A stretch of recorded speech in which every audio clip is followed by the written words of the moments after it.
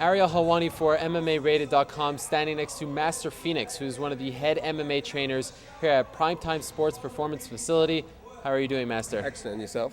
It's great to be talking with you here. You guys have a tremendous facility. Talk to me a little bit about what you do here. I mean, what I do here, I'm the head MMA instructor here for youth, upcoming youth that's looking to get into the mixed martial art world. We're talking, we go as young as 7 and up, but our main focus is on the 15, the 17, 18-year-olds, the ones that really want to get into the sports, and we're looking to keep the tradition of martial arts inside of it rather than the hardcore, violent aspects that is given to the world right now.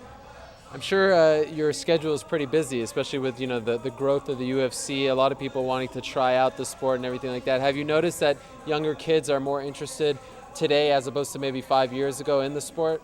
Most definitely. I mean, especially young youth, as far as the boys, they love the aspect of always grounding and fighting and playing around with each other.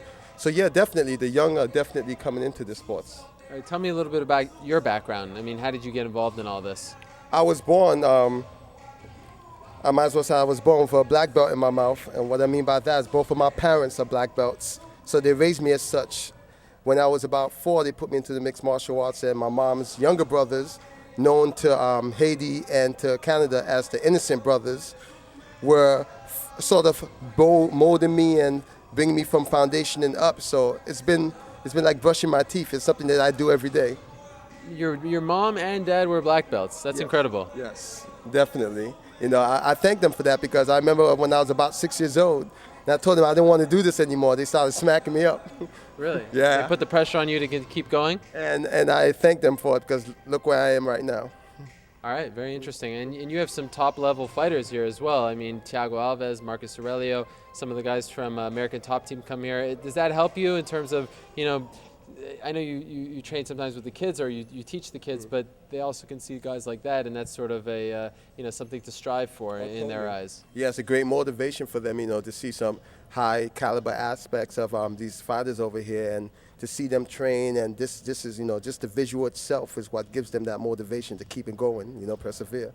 And how long have you actually been in this area? Because I'm curious, I've seen at American Top Team as well as here, I mean, it's a breeding ground for top MMA fighters. So I'm just curious as to, how long you've been here, and if you are really surprised that so many guys flock to this area. Because when you think about it, Boca Raton, I think of like, grandmothers, not badass fighters. No, for sure. We've been in the area for a very short time. We've been like a secret, looking to rise up. We've been building here for a little bit. It's been a plan in the making, but I really think that, a lot of the mothers here, because we don't just have the MMA here, we do other sports here as well, and we're looking to draw in, the mothers who bring their children here into doing stuff like body sculpting, cardio classes, and which are all like foundations of MMA, because in order to be a great fighter or to be in great shape, you have to go through these tremendous workouts. All right, you seem like a guy who's in his young 20s. I mean, when are we going to see you in the UFC? Well, I'm actually close to 40. Thank you very much. But I think my more focus is the training level.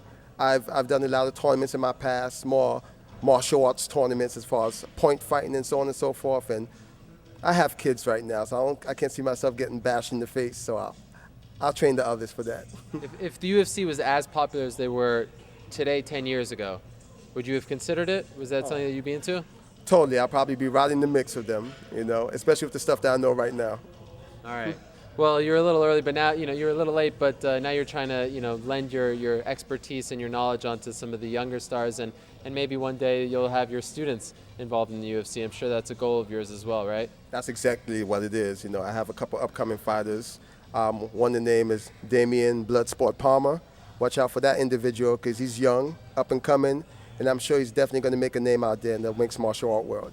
All right. Well, thank you very much for having us here. I mean, this is a great facility, and we wish you guys nothing but the best. Your grand opening later this month. It's called Primetime Sports Performance Facility here in Boca Raton, Florida. Best of luck to you with everything, and again, thank you very much. Thank you.